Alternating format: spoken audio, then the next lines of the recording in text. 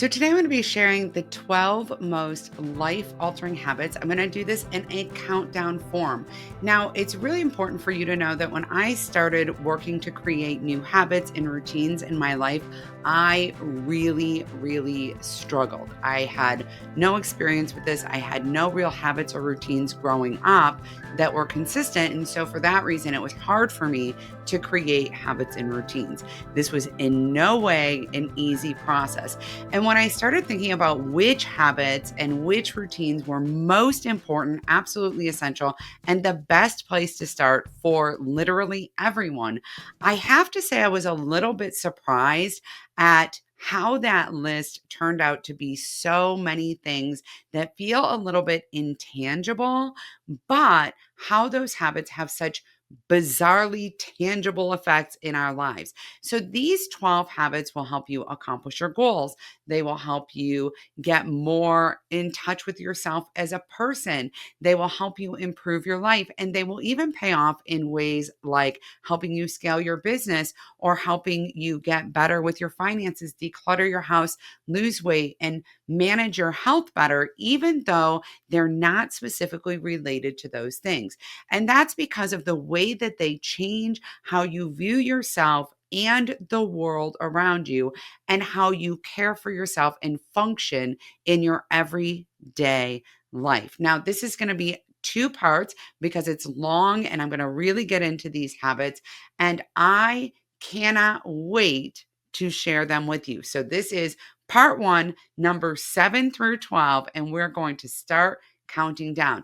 Now, if you don't know, you haven't been here before, this is Upcycled Adulting. It's my YouTube channel. My name is Cassie Feld, and I am the founder and CEO of Upcycled Adulting. I am here to help you upcycle your real life into your best life by creating healthy habits, growing to accomplish your goals, and overcoming obstacles. And I know personally what it's like to have a crazy, busy, overwhelming, stressful real life with very little support, and to be frustrated trying to keep applying all of this advice you hear everywhere and really struggling to do that because it doesn't work into your life. And that's why I'm always so conscientious about helping you apply what you're learning here in a way that is very real, very accessible, and that will pay off really big, because I'm betting you have limited time, limited energy, and that maybe you're struggling a little bit with how to get the most out of your life. And I am all about helping you do that in the most efficient way possible. So let's get going. Number 12 is connection. Now, we as human beings are wired to be pack animals. Connection is really important to us. However, in the 21st century, connection can be a little bit challenging and difficult. And a lot of us really struggle to feel like we are connected to other people or to feel like we're part of a community, right? We're all sitting here going, I have no village. Where is my village? It's really important that we take the time every day to engage with other people. Now, listen, that can be other people online. Finding a group of like minded people that you can connect with for encouragement or support can really be beneficial to your life. So, if you're a person who doesn't feel like you really have that support system in your real life, or you're like me and you don't know a lot of people who are working on what you're working on, it's okay. Just connect with other people online. I have an amazing community. I will link it below so that you can check it out, where we do book clubs and there's all kinds of extra resources and educational content. And we have this really dynamic group of people there who are all about supporting each other, encouraging each other, and holding each other accountable and creating that connection that you may need in your life. Number 11 is Midday Move. Now, you may never have heard of Midday Move, but I have to tell you, it is an absolute game changer. And here's why. It turns out that just like we have a circadian rhythm where we naturally need to sleep at night, we naturally are going to be awake during the day, caused by melatonin and various other hormones in our bodies. Now, mind you, I know some of us sleep a little less at night because I'm a night owl too, but we generally have that rhythm. Every person also has another rhythm that's called an ultradian rhythm. And the ultradian rhythm is the amount of time that your brain can actually focus or be productive before it needs a break. Your brain has a natural breaking rhythm, meaning that if you are spending a lot of your time being creative or being productive, being on a computer, engaging in heavy concentration tasks, your brain needs a break. It's not because you're struggling to focus. It's not because you're lazy. It's not because you are not able to concentrate or get motivated. It's actually because your brain needs a break. For most people, this rhythm goes in cycles that are about 90 to 120 minutes. Very similar, by the way, to REM sleep. Think about that. And so your brain actually needs to unplug. And the best way to do that and to kickstart your brain again is to move your body. Now, if you can do this outside, all the better because the benefits of being outdoors are simply amazing. But understanding that getting up and moving your body every 90 to 120 minutes, or when you need it, it's okay if you need it every half hour. It's okay if you only need it every 2 hours. But when you need it, getting up and moving around will actually cause you to be so much more productive that it will more than make up for the time that you stepped away from your desk. This is absolutely essential. Now, how can you do that? You could just walk around your office a little bit. If you have the opportunity because you're like me and you work from home, you have a little bit more independent space and freedom. You can do what I do. I throw on a really upbeat song and I just dance around for that song and I'm good to go. If you work from home, you could also do a small cleaning task. You could go throw a load of laundry in now. However, if you find that you get really deviated from your trail, like you throw in a load of laundry and the next thing you know, you're organizing your entire laundry room, make sure that you set a timer on your phone to get you back to your desk because, some of us need that. I'm one of those people too. Number 10 is read. Reading is really important for your vocabulary, for your writing style, and for your mental health. I was recently watching a video where a psychologist was talking about how important reading fiction is to your mental health and your well being.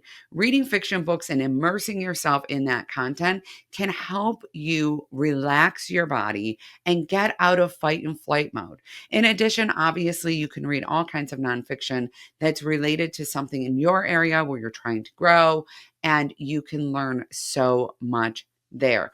If you are interested in reading nonfiction books, specifically personal development, and you want somebody to help guide you through them because you find that you get really fired up and you struggle to do those things because they don't necessarily match your real life or your actual circumstances, be sure to join my inner circle and get into our book club. It is absolutely amazing and revolutionary in the way that we approach personal development books and self-improvement books and really think about what works for us and how to modify that content to make it truly approachable so you can start implementing those ideas inside your actual real life. Number 9 is journaling. Now, listen, your journal can be anything you'd like it to be. And as I talk about this, a lot of people talk about struggling with organization. And I just want you to know it's okay to keep your whole journal in one place. It's also okay if your journal starts off as just one thing you're grateful for every single day. When we get into part 2, I'm going to explain exactly how to approach journaling in a really simplified way that will ensure that you get it in every single day in literally seconds with no stress about keeping track of anything.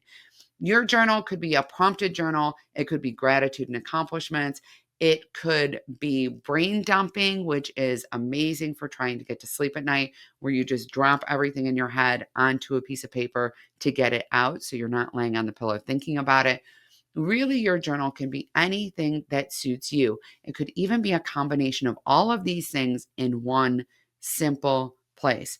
It's really important with journaling that we don't overcomplicate this. It does not need to be overcomplicated. We simply need to do a little bit of writing every single day. And by the way, again, as I share in part 2, that writing could just be 1 or 2 words, literally. It's all right. Don't get overwhelmed by the journaling conversation. Number 8 is success setup. Success setup is something that I do twice a day, every single day. I do it when I get ready to leave work, and I do it at the end of the night. And this is a process by which I go through my planner and my to-do list, and I really evaluate what didn't get done that day. Does it really need to be done? Can I eliminate it from my list? And I think about whether it needs to be moved into a different part of my day, for example, or into a different day of the week, because some of my tasks are more recurring with my work. One of the things I've discovered in doing success setup is that I really struggle with creative pursuits early in the day.